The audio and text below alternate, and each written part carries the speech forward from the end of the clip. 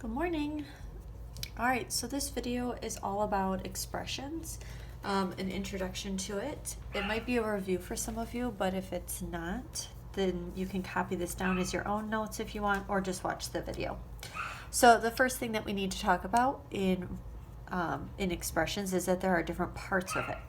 An expression looks like this. It's a math problem that doesn't have an equal sign. So if you look here, there's a math problem with no equal sign. You're also going to see some parts to this that you haven't seen before, like this letter. So let's identify the different parts of this expression. So first of all, the 5 right out here in front has its own name. The 5 is called a coefficient. And coefficient is just a fancy word that means the number in front of a letter. So anytime you see a letter in a problem and there's a number in front of it, you know that that number is called the coefficient. All right, so let's then move on to the letter itself. The letter has a very fancy name as well. You'll hear this a lot in higher level math, and it's called variable. So variable is the fancy word for a letter in a math problem. And that just means that that letter can change into any number at any time. All right, and then we have one last piece back here at the very end. We have a number 4 all by itself. And when you see a number that's all by itself, that is called a constant. And again, by itself means that there's no letter with it, it's just a number. So a constant is a number by itself. All right, now there is one more thing to talk about when we're doing the parts of an expression, and that last thing is called terms. I'm going to write that down here below. All right, and terms are all of the parts of an expression, but it doesn't include any signs, which means no addition, subtraction, multiplication, or division signs. So if I were to list the terms in this particular expression, my list would look like this. I would do 5p, that's one part, and then I'm going to put a comma instead of a plus sign, and then I'm going to write the other part, which is the number 4. These would be the parts of this expression. All right, so now that you know the different parts of an expression, let's talk about how we're actually going to solve these, because we have a way that we can solve them. Solving has its own name, and we are going to call that evaluating expressions. All right, so anytime you hear the word evaluate, that really just means solve, find an answer. All right, so I've got an expression here, k plus 10, and my goal is to find out what the answer to this is. Now I gave you some additional information that says k equals 25. So whenever I see something like that, I'm going to take this information for k, and in my problem, instead of the letter k, I'm going to fill in what it's supposed to stand for, which is 25. So right here, I'm going to fill in a 25 instead of the k, and I keep the plus 10. Now I know how to solve that. I can find an answer, which is my goal, and all I have to do is add that together to find my answer. So 35 would be my answer to that expression. All right, so same idea. I gave you a slightly different problem here, a little bit harder, and this problem has one little twist. So this time I have P, Q, they're right next to each other. I don't see any addition, subtraction, multiplication, or division signs, but I still want to solve the problem. And I gave you what P equals and what Q equals. So what I'm going to start with is, instead of the P, I'm going to fill in the number 5.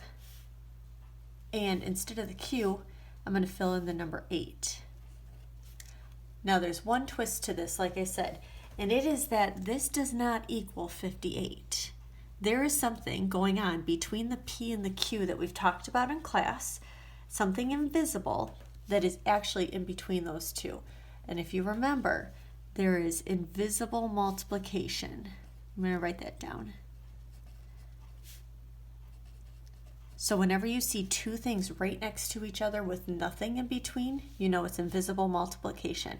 So this isn't going to equal 58, but it's actually 5 times 8, which equals 40.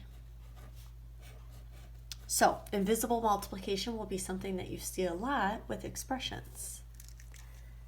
All right, and the last part that we're going to talk about today for your practice is actually writing your own expressions. So writing problems that look like k plus 10 or PQ.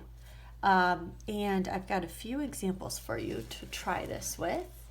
And there's also one other thing I'm going to be posting on the Google Classroom today, which is a sheet that has some hints about the different kinds of words you might be using to write your expressions.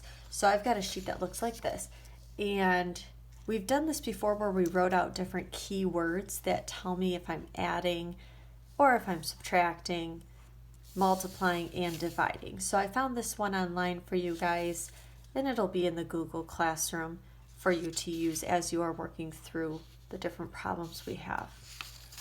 So when I want to write an expression, I'm taking these words and I want to make it look like one of the problems that I saw above. The first thing I want to do is I want to find the key word that tells me if I'm going to be adding, subtracting, multiplying, or dividing. So in this first one, it says the sum of 18 and n. The key word here that I should be looking at is this word sum. And if I'm not sure what that means, I'm going to look back at my math sheet with the keywords, and I see right here in the addition box that word sum shows up, which means that sum needs to add. So I know now that this is a problem that has to have addition, and it's adding 18 and n together. Now I'm going to write that out as an expression, which means no words, but just the actual math problem. And I don't have to solve it. All I had to do was write it out. Now, one thing that some of you have already learned is that I can add in any order. So another way I could have written this is n plus 18. I can add in any order and it doesn't change the answer. All right, so let's try the same thing with the next one. This one says 25 less than a number b. A number b just means I'm using the letter b in the problem. All right, key word here that I should be picking out is less than. And I hope that most of you know what the words less than tell you to do. If I come over to my keyword sheet, I see right here in subtraction, I've got less.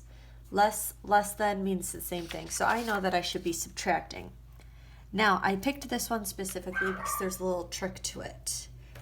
It is subtracting, but it says I have 25 less, which means that if I were to write down 25 minus b, I would get that problem wrong. Now, the reason I would get that wrong is because 25 less means I have to take away 25. I'm just going to write that down here just in case you want to see that. If I want to take away 25, that means I actually have to start with the other part of my expression, which is the letter b, and I'm going to take away 25. So this would be the correct way to write the expression when I have subtraction. You're going to have a few of those on your practice sheet today, so be careful when you see subtraction that if it says less, like 25 less, that means I have to put the 25 at the end of the problem. All right, and then the very last one I've got here for you says the quotient of 3 and a number y. Again, I'm going to put a box around that keyword quotient. And quotient is a keyword that when I look at my sheet, I see under the division sign. So quotient means that I'm doing some sort of a division problem. And when it gives me this, the quotient of 3 and a number y, I just write it out exactly like I see it. So the way I would do that is 3 divided by y. All right, so I've got these notes up here. You can either copy them down or just look back at the video, and I'll upload this keyword sheet for the different operations. And I've got a practice sheet that you guys are going to try, and a Google form for you to put your answers into today so that I can check to see how you're doing. All right, so good luck, and then if you got any questions, just shoot me an email. All right, see you guys later.